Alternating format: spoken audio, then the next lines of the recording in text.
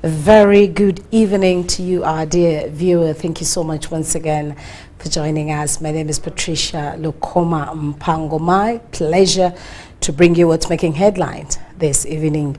Now, straight away into the bulletin, President Yoweri Museveni has attributed the persistent corruption in the country to people who do not want to work, yet they desire good life.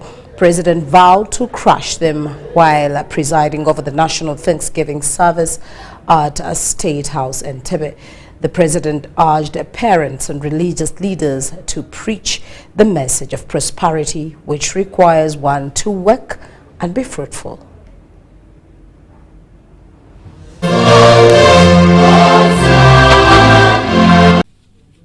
A big number of people, including leaders from different sectors such as the judiciary, Uganda People's Defence Forces, the clergy under the Inter-Religious Council of Uganda and other religious leaders from different parts of the country, plus visitors from neighbouring countries, Friday converged at State House in Entebbe to attend the end-of-year Thanksgiving prayers. Presiding over the event, President Yoweri Museveni said there is a problem of people, especially the youth, not being hardworking, urging parents and religious leaders to analyze the issues of wealth creation, emphasizing that prosperity comes with talent.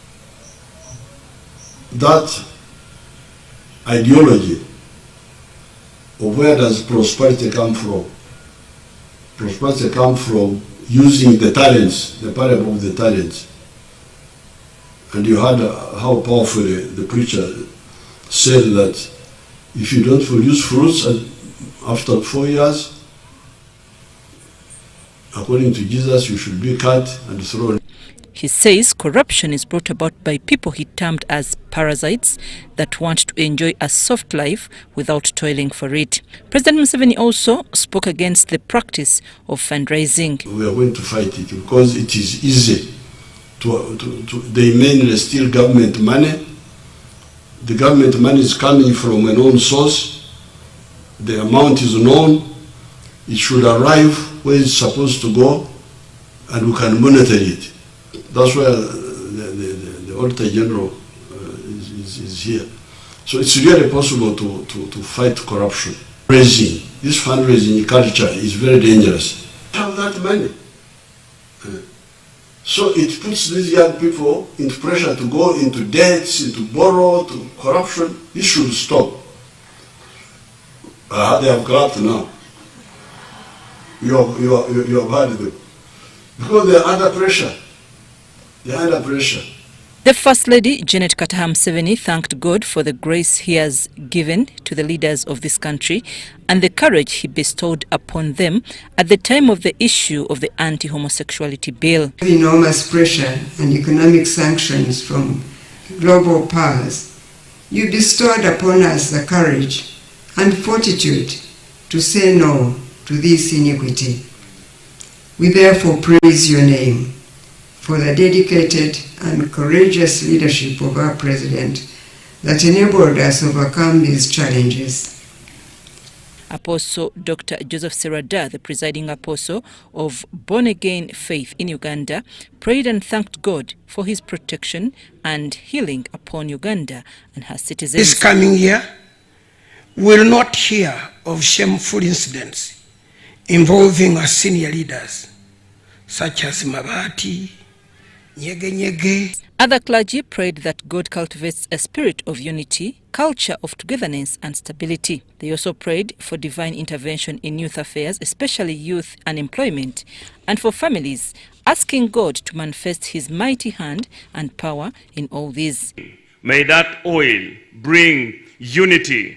May that oil bring nourishment into the nation that binds us together. We pray that as we continue for the youth to search for jobs, you keep them with physical, spiritual, and mental strength to endure with patience. The Archbishop of the Seventh-day Adventist Church, Pastor Dr. Moses Maka, preached about the 5 commandments of God at creation, they being fruitfulness, multiplication, replenishing, subduing, and dominion over the world.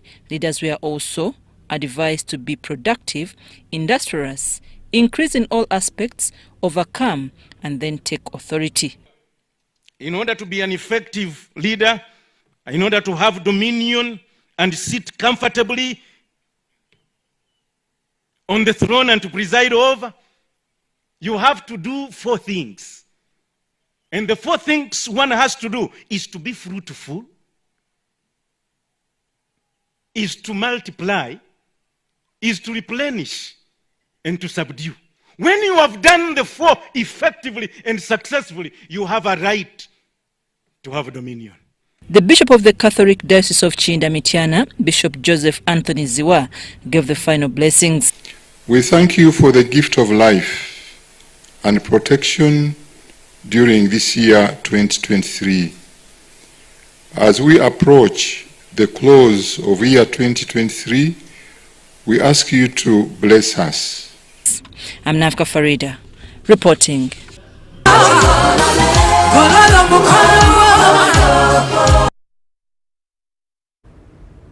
Now, close to 1.6 billion Ugandan shillings has been raised during the fundraising dinner aimed at protecting chimpanzees, and this was held at State House Entebbe.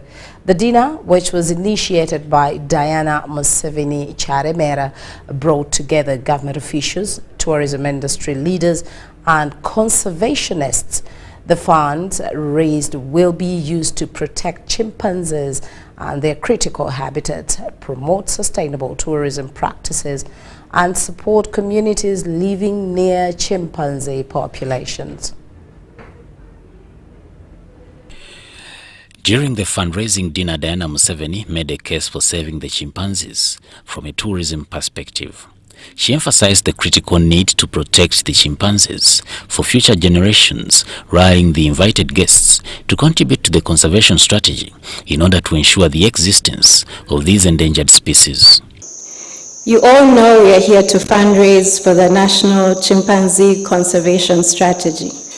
But the question remains, why should we raise money for chimpanzees when there are so many other issues seemingly more important that warrant our attention?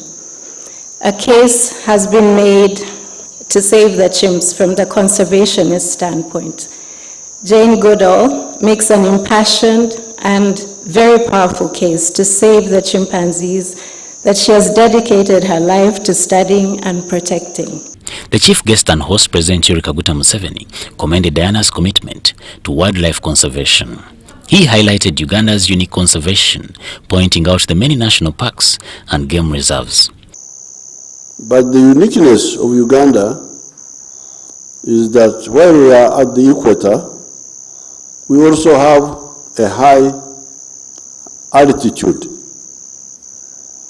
The lowest part of Uganda in the Rift Valley is about 600 meters above sea level, and the highest part is 5,000 meters above sea level.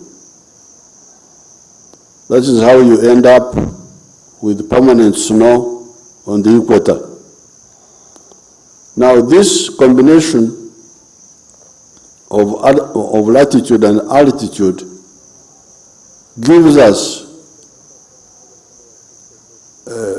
flora and fauna which is really unique. President Museveni advised the shift towards structural conservation, integrating economic development and wildlife protection.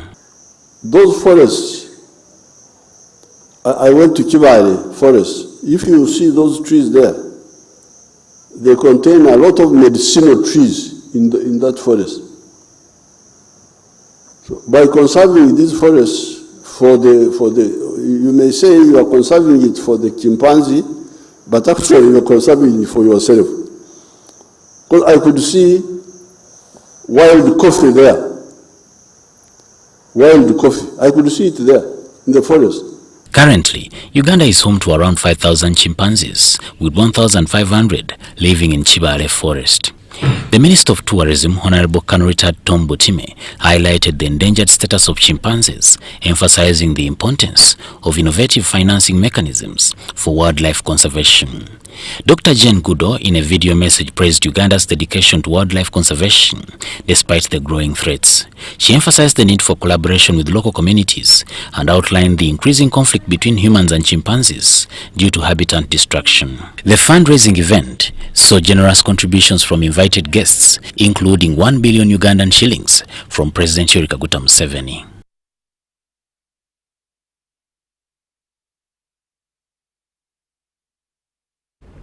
Now, with Northwestern University, over 50 students have graduated in different disciplines and levels during the feast graduation of Northwestern Christian University in Kampala. Among the graduates was Pastor Michael Chimuli of CDI Church Kololo, who was conferred a doctorate of philosophy in counseling and psychology. Over 50 students have been conferred with certificates, diplomas, degrees, masters and PhDs in different disciplines of Northwestern Christian University, Kampala. This was during the 5th graduation of the university held in Kampala. The degree will keep you in demand as the need for skill. Quality education continues to arise. The graduation was presided over by the Chancellor of the North Christian University, Kenya, Dr. Albert Aminodi, who represented the directors of the university branches. Dr. Albert advised the graduates to ensure that they associate themselves with the institution while carrying on their duties. The fact that you have been able to perform so well in a period of 2 years and 3 years, and then you were able to go through those challenges of sitting for those difficult examinations. Dr. Laban Jumba, who was the chief guest, advised graduates to also take up opportunities that present in the rural settings rather than rely on the few urban jobs. He also advised them not to think of going to Arab world in search for greener pastures. I have been following stories of young Africans joining people smuggling caravans, up factories to employ people. People, instead of going to Saudi Arabia for jobs, you should be coming to Dr. Muswalamba Jumbas. Among the graduates was Pastor Michael Chimuli of the CDI Church Kololo, who was conferred a doctorate of philosophy in counseling psychology. He advised fellow religious leaders to go back for studies and enhance their knowledge in philosophy. I encourage all the leaders, people, different leadership, and especially pastors and church leaders, to continue with studies, and also those who have no expertise or experiences in certain areas should go back. Some of the graduates expressed their gratitude over the achievement. To get masters, and after masters, my children told me, "Mommy, you must get a PhD." So I've got a PhD when all my children have stopped at masters. So I am the top in the family. Mary Namkose, Joel Vubia, UBC News. Now, during a benchmarking visit of Karamoja leaders to Imyoga Sakos in Ankole region, differences between Karamoja and Ankole Imyoga Sako groups has been noticed to be pivotal for fostering community empowerment in cattle corridor regions, as we hear more in this report.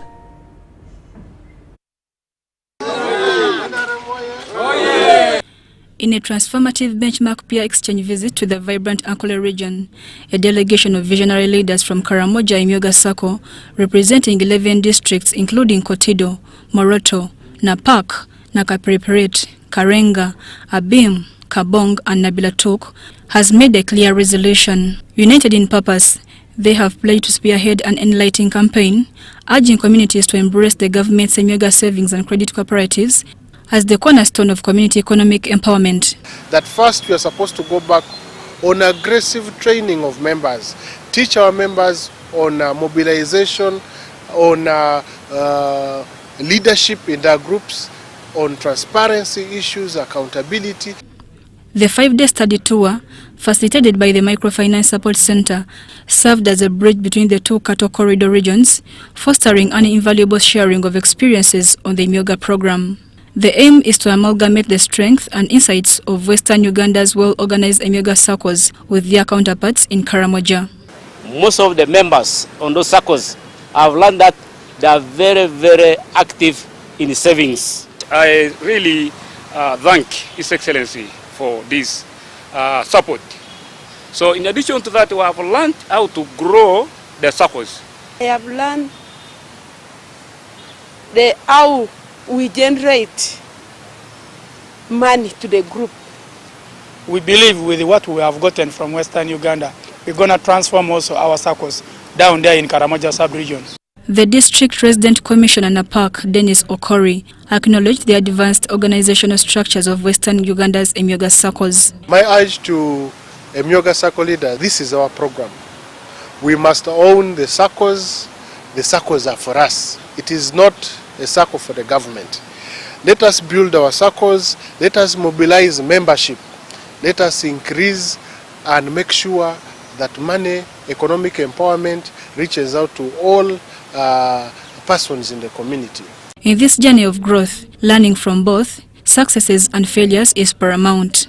During the expedition, Essential North constituency's producer dealer Emyoga Circle's success was something Karamoja's leaders eagerly absorbed, promising to invest in bulk trading and producing high-quality goods, empowering local farmers to thrive. Circles are producing value-addition products, and I think this is very impressive, and I think it's something that we have learned here.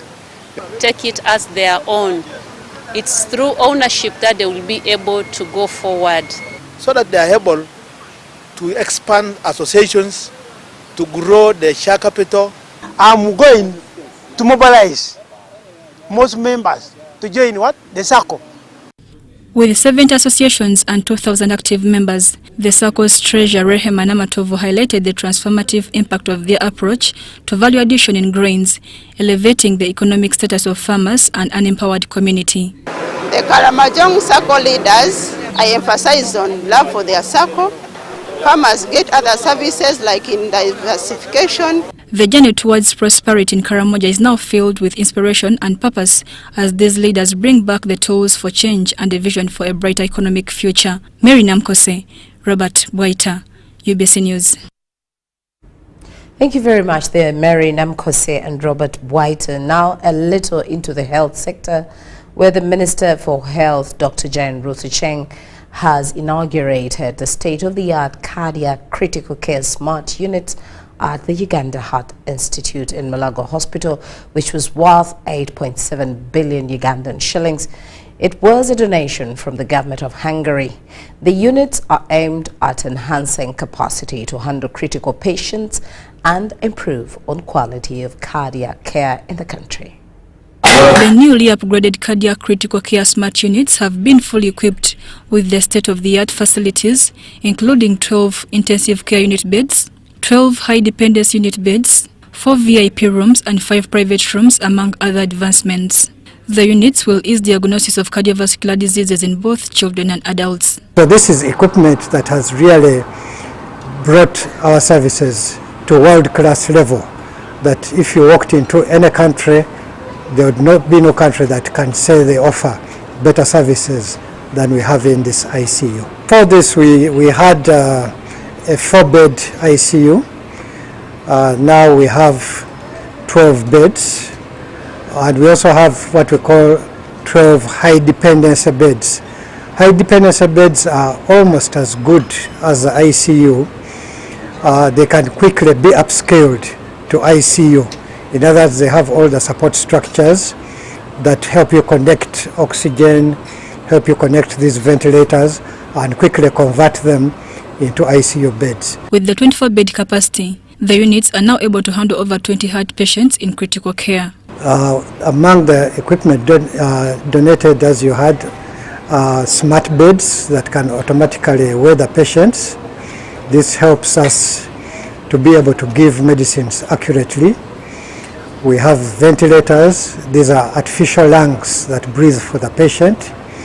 We have pumps, what we call syringe pumps. These give medicine at specific doses 24 hours a day, so that the medicine is given accurately. Minister for Health, Dr. Jendrutha Cheng is optimistic the newly upgraded units will lessen referrals abroad for both open and closed heart surgeries. On behalf of government, I wish to extend our deep appreciation to the government of Hungary for this extraordinary contribution of cutting-edge equipment worth about 2.3 million US dollars and in Uganda shillings 8.76 billion for modern critical care units. This donation is not merely about machinery. It is a commitment that transcends saving lives. The Minister of Foreign Affairs and Trade from the government of Hungary, Peter Zijato, says the facility will preserve the stability in the health sector, especially in handling cardiovascular diseases. He cautioned the Heart Institute to appropriately use the equipment to save lives. This way to contribute to the stability of a country is to contribute to the resilience of the healthcare sector. That's why we decided to give this donation to the Uganda Heart Institute. In capacities which could be considered totally unnecessary under usual and peaceful circumstances. But when a time of crisis comes, these kind of equipments and capacities can save lives. Mary Namkose, Irene Faith Nantongo, UBC News. Now, State Minister for Kampala and Metropolitan Affairs, Kawiyecho Fatogavye, has emphasized the need to focus on the boy child to reduce on the ongoing gender-based violence among women and young girls. Chofatogavye made these remarks during a commemoration of the 16 days of activism by KCCA at the KCCA Gardens here in Kampala. Thank you very much.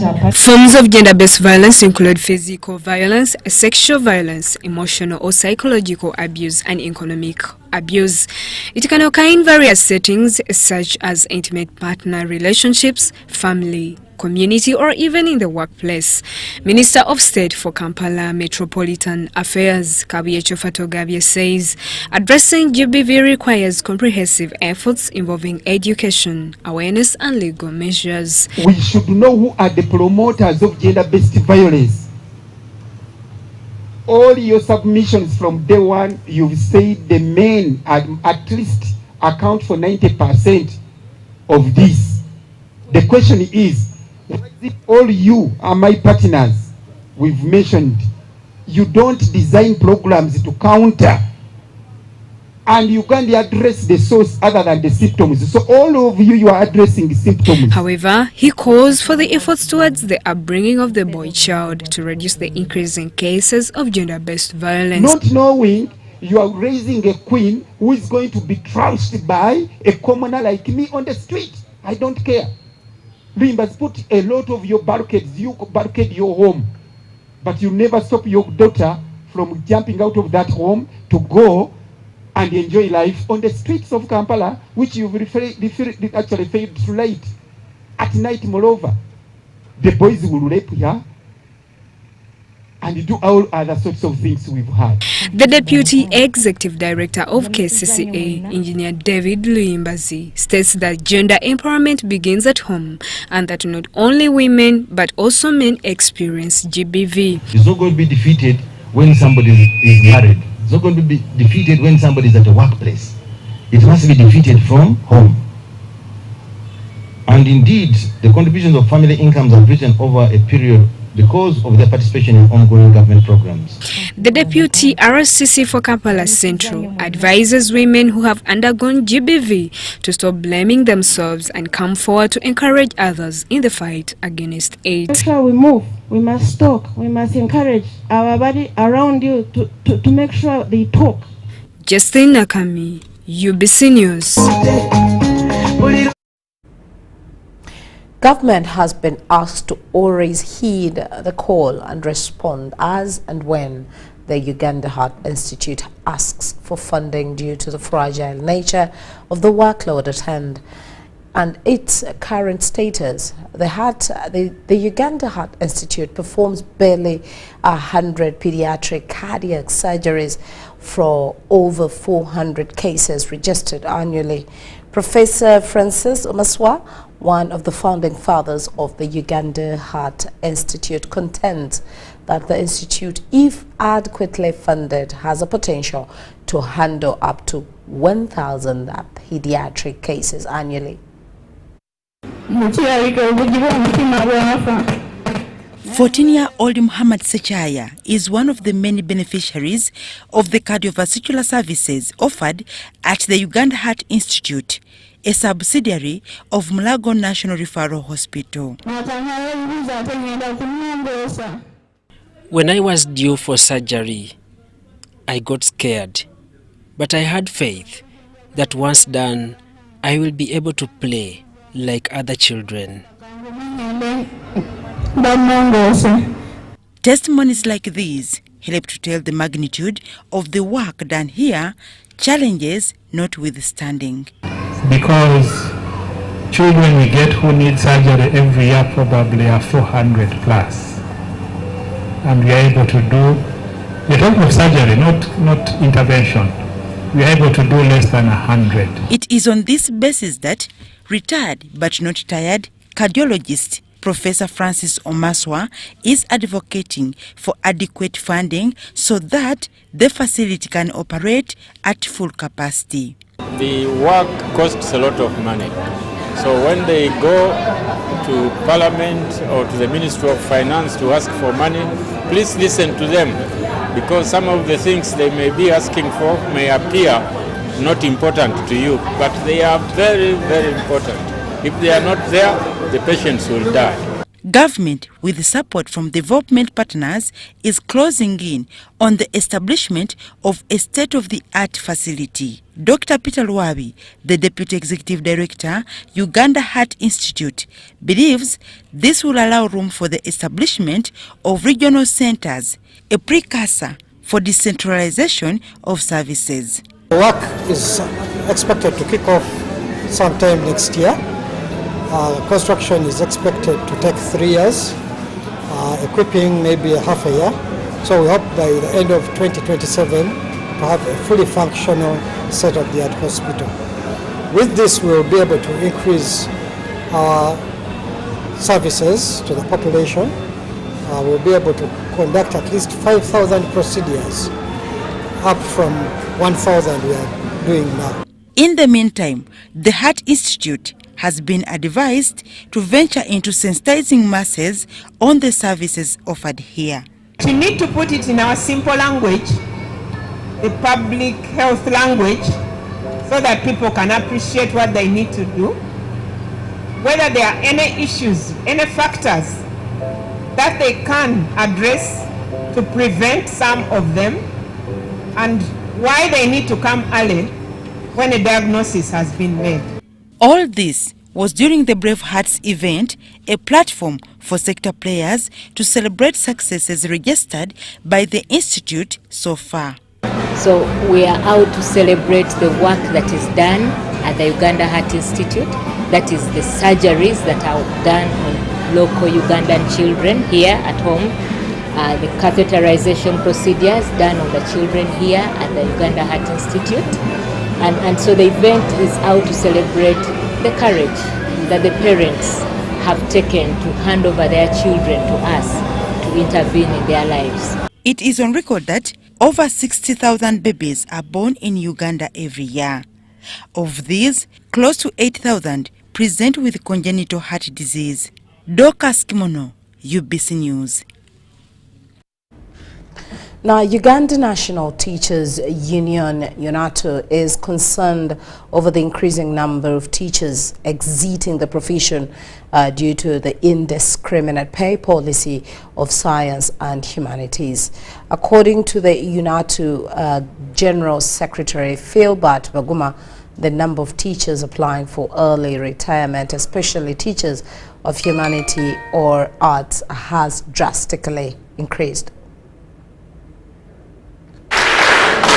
In 2018-2019, government introduced the science teachers pay policy that saw an increment on salary of science teachers. The policy was aimed at boosting science education and learning. This has brought a lot of issues at the workplace because the teachers are demoralized. Actually, they are not working.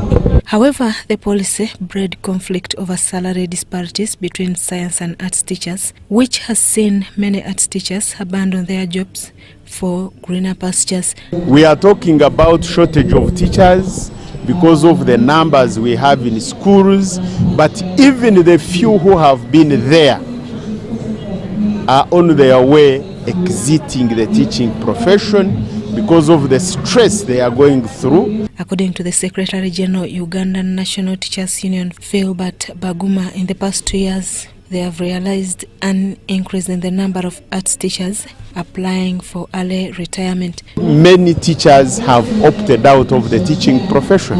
We call upon the government to address this issue. And nobody should pretend that there is teaching and learning going on in the normal way. During the 18th Annual Delegates Conference, several concerns, including low number of teachers, delayed recruitment and replacement of teachers by government, were underscored.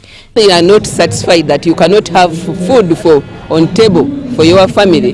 You go in depression because your colleague is earning millions and millions, and for you, you are earning almost nothing. The Minister for Gender, Labour and Social Development, Betty Amonge, represented by the Minister of State for the Elderly, Gidudu Mafwabi, noted government's commitment in addressing all teachers' concerns. Minister Gidudu urged the teachers to create a violent-free environment for learners, no matter their concerns.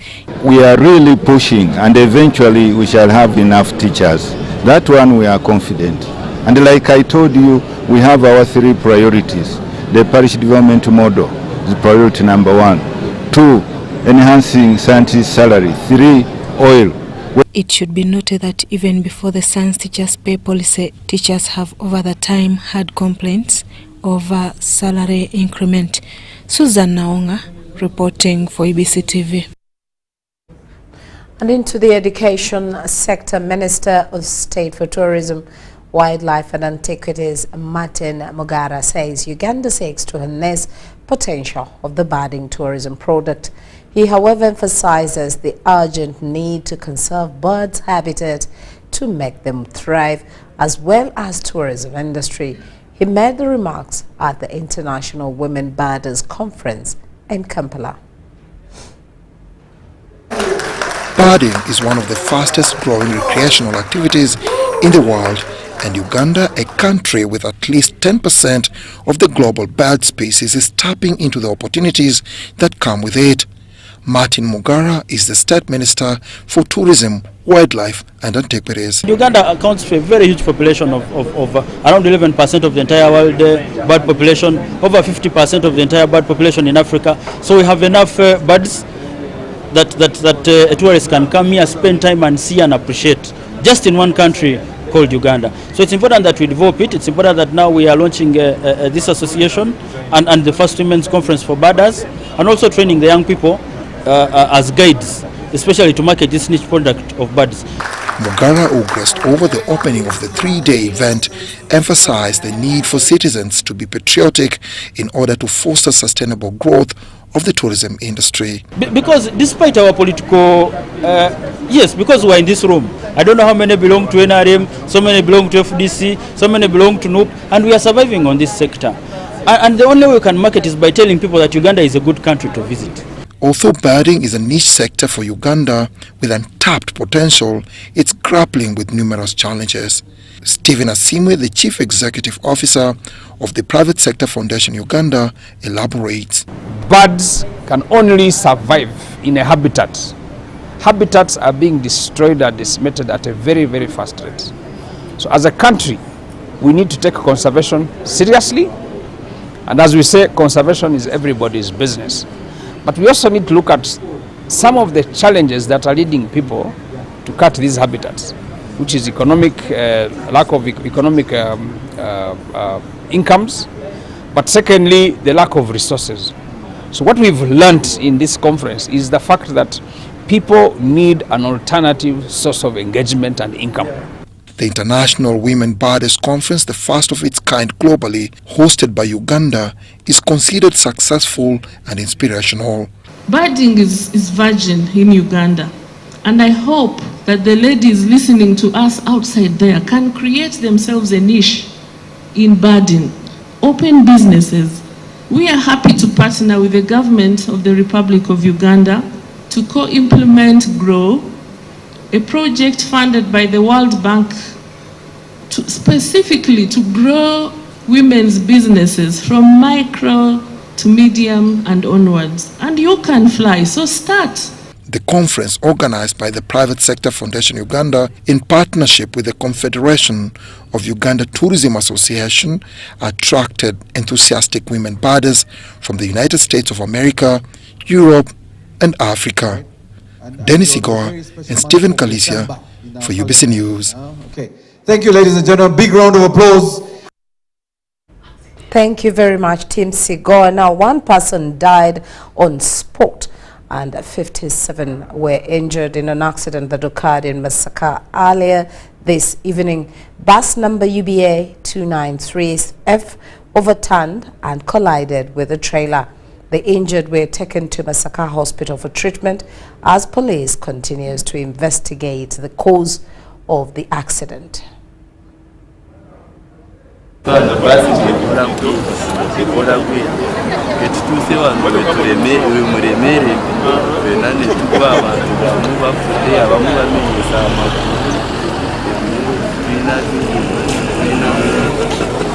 Mugoba bus kale azeri abadde ajja ku speed amanyi eno maaso waliwo trailer nga maaso waliwo obadde eno wadde wavayo y'omusenyu ti walabe y'omusenyu nayagala agiwugulu asukwe kuba ku bbala negweno wansi addewo omumotoka ez'edduka lyo neeremererwa omugoba waayo negwawo netta abantu basatu direct abantu bafudde abasiringa tubatutte nga nabo balina obutawona.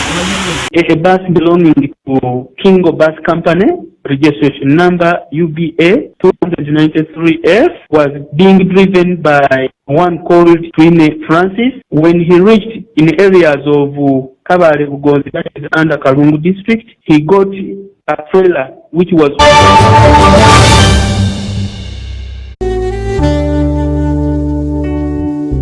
Metu Bus Industries, Namamve, the manufacturers of buses for transporters, schools, tour operators, and special purpose vans and any customized vehicle. Metu Bus Industries offers a range of buses known for safety, comfort, and reliability. Depending on your needs, a bus can simply be a point A to point B people mover with just seats, or a special design that includes power outlet, Wi-Fi, television, refreshment center, and any other specification. Buy your buses from Metu and support industrialization of Uganda. Contact us on 0788 118586 or 0782 030303. Email us metuafricabus@gmail.com. Visit our website www.metubusafrica.com.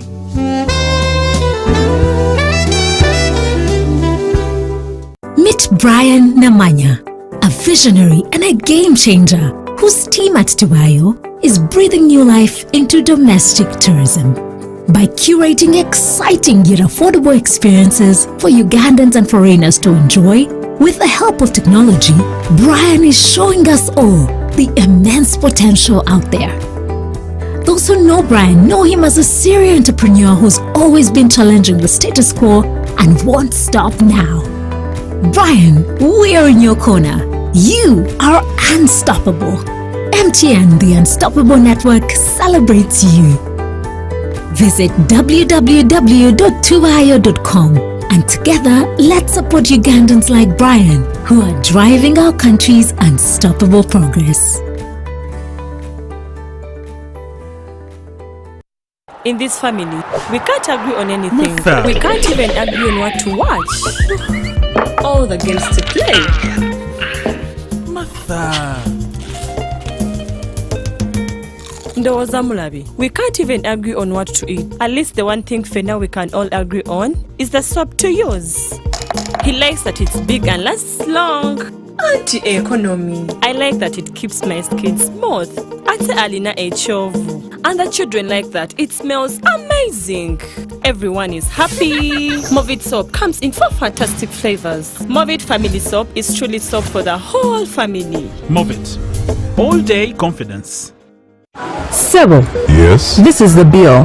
What? Malaria testing, 10,000. Treatment, 100,000 since we put on drip. So, can you do this for me? Before I brought my wife here, I'd already spent money on buying herbal medicine and drugs from the pharmacy, which didn't work. But Sebo, the government gave out mosquito nets. Doesn't your family use them? We got the mosquito nets, but they got holes and we didn't know what to do. Protect your loved ones from malaria. Sew your mosquito nets whenever they get damaged to keep the mosquitoes away. Ensure all nets are tied up every morning to avoid damaging them. Ensure that everyone in your family sleeps under a treated mosquito net every night, whether it is a cold or hot season. Together, we can chase malaria out of Uganda. This message is brought to you by the Ministry of Health with support from Global Fund. No malaria will catch. Wait, Titus, you need to take your medicine. But Mom, they are playing without me. Here, swallow your medicine fast. I don't want you to get another headache from that infection. Medicines help us feel better when we are ill, but sometimes they can cause side effects. By reporting side effects, you help us learn about the medicine we use. This improves quality of care for each patient. Always report suspected side effects to NDA. Together, we can make medicines safer for everyone. This message is brought to you by National Drug Authority with support from Global Fund.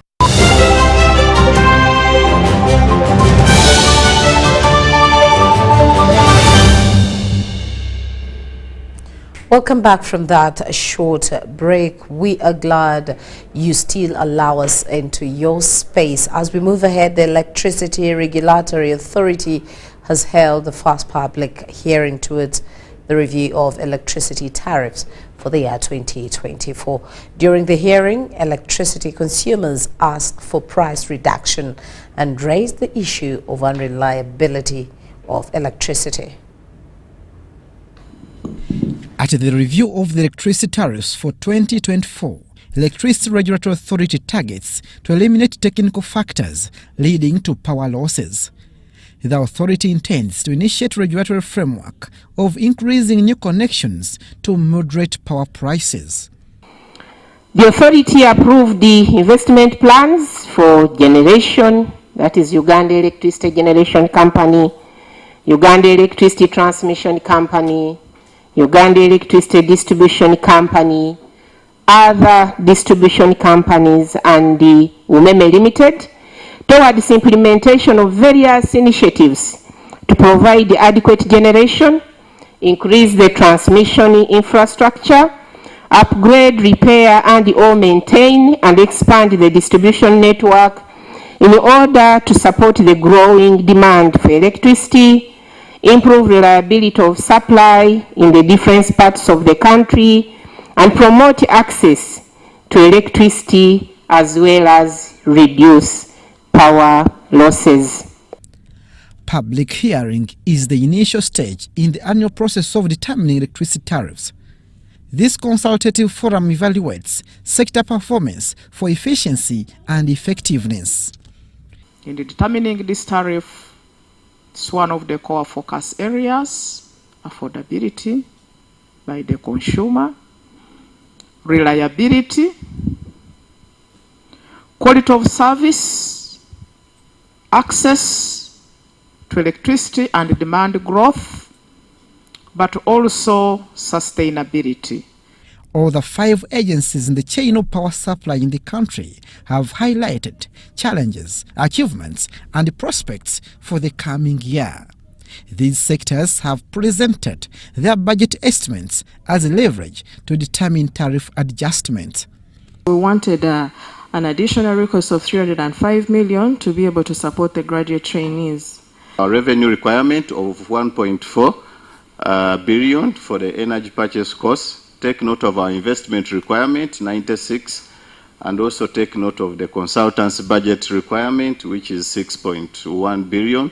In comparison with the budget that we're implementing, which is 8.5 billion, we are applying for 49 billion. Why?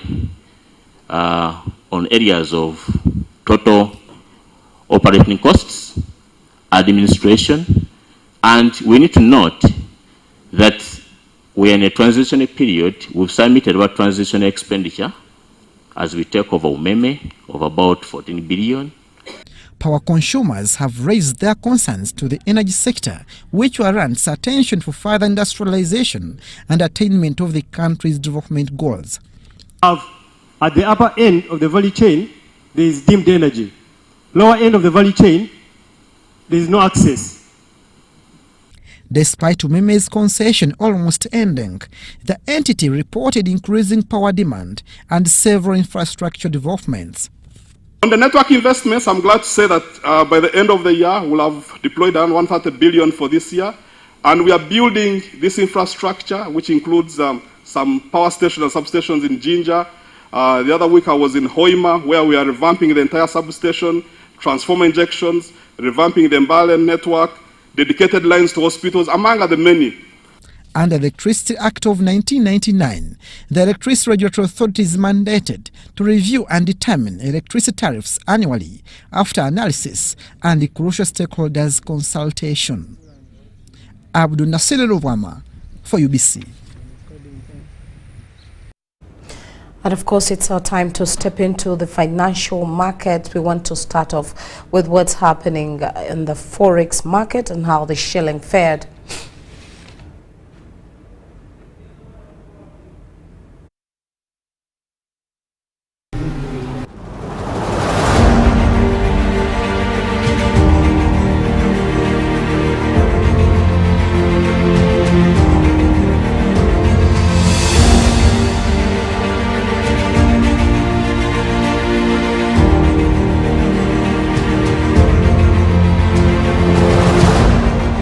Looking at the shilling at close of business today, the shilling traded at 3,765.50 and 3,775.50, buying and selling respectively, having opened at 3,767.17. That's against the dollar, and as you can see, that performance on other currencies. And as we look at the stock market, activity was witnessed on DFCU, Umeme, SBU and other counters to trigger 41 deals exchanging hands on the counter. And of course, this also generated a total turnover of 312.6 million Ugandan shillings, with a total of 1.6 million shillings exchanging hands on the counter. DFCU took the lead there to take over, and then also Umeme followed, and then SBU with some great performances there, as we can see in the preview.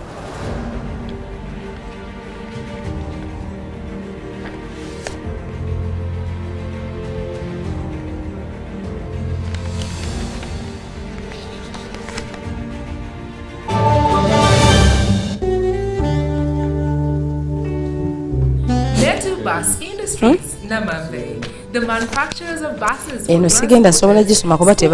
tour operators and it was not edited and any customized vehicle. Metu Bus Industries offers a range of buses known for safety, comfort and reliability. Depending on your needs, a bus can simply be a point A to point B people mover with just seats, or a special design that includes power outlet, Wi-Fi, television, refreshment center, and any other specification.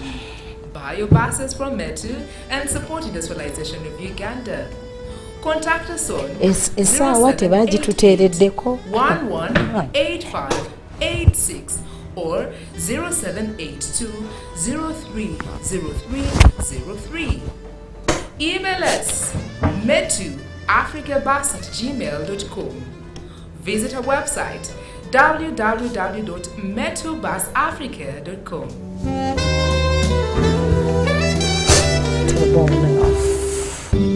At Timex Nutrition Center, we advise you on the right foods to eat, exercise profile to adopt, and lifestyle strategies which are compatible to your blood group and genotype. This empowers your body to prevent and treat many diseases like diabetes, blood pressure, arthritis, ulcers, obesity, and many others. For more information, find us at our head office in Kampala on Nassau, Conrad Plaza, 2nd floor, or call 0758 819 952 or 0778 288 361. We also have other branches in Bara and Jinja. Meet Brian Namanya, a visionary and a game changer whose team at Tubayo is breathing new life into domestic tourism by curating exciting yet affordable experiences for Ugandans and foreigners to enjoy. With the help of technology, Brian is showing us all the immense potential out there. Those who know Brian know him as a serial entrepreneur who's always been challenging the status quo and won't stop now. Brian, we're in your corner. You are unstoppable. MTN, the Unstoppable Network, celebrates you. Visit www.tuayo.com and together, let's support Ugandans like Brian, who are driving our country's unstoppable progress.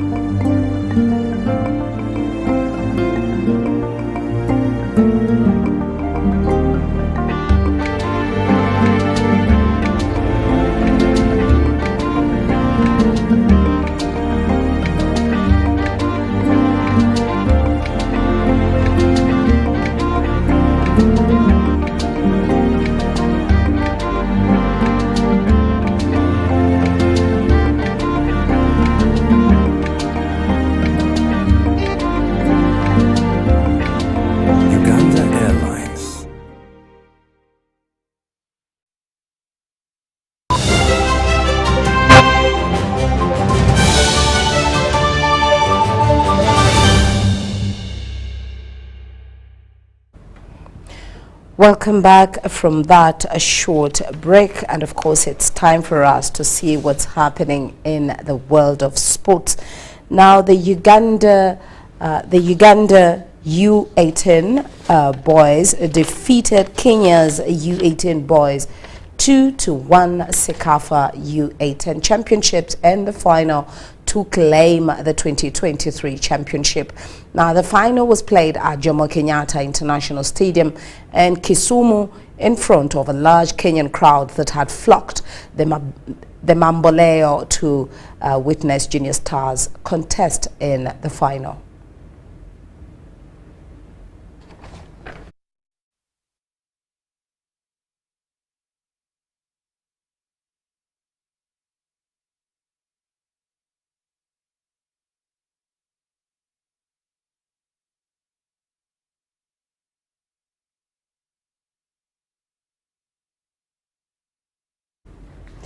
Now that was a tightly contested game as Uganda came from behind in the second half to equalize with a goal from Betibe Okello, leveling the game with a 1-1 and forcing an extra time.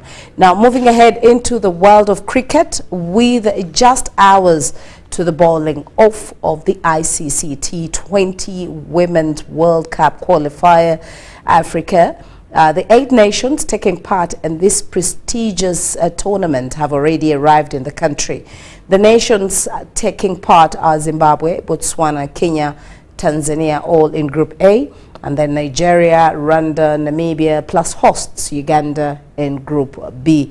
At the official opening ceremony held this afternoon in Entebbe at Entebbe Lakeside Oval, the captains spoke out about their expectations from this tournament and their hopes as they compete for one of the 2 slots in their global qualifiers. The ICC T20 Women World Cup Qualifiers Africa is a pathway to the 2024 Women's T20 World Cup, and only the finalists from this event will progress to the next stage of the qualifiers. Gone through the process. When I say the process, we have like plans we put in place, and our coaches have tried to help us see that we live by the plans, and we've worked a lot on the fitness side as well. So coming into this tournament, being the host, I know it's kind of pressurizing to us as a team, but if we take it a game at a time and also play the cricket that we know with we have within us as players, we shall maneuver through and make it to the finals. So we're obviously very excited to be here in Uganda. Different field where we played last time. Preparation wise, we just did what we could after our tour to the UAE. You fine tune a few skills, work on what you need to work, have a few inter-squad games, see where the fine tuning needs to happen. Really excited to be here and about the game and the time. We're not disrespecting any team, we're not complacent in any way. Yes, we are highly ranked, but we also respect our opposition. So we're just going to take it a game at a time and go through our processes and make sure that the girls are just ready and having fun in every game. And then we think that will take us to semi-finals and then through to the finals.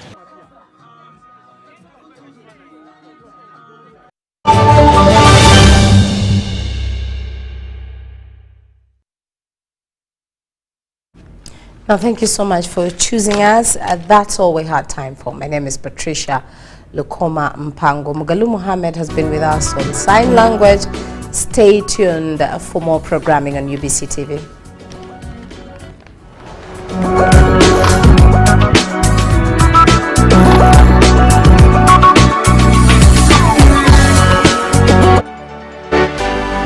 UBC, inspiring Uganda.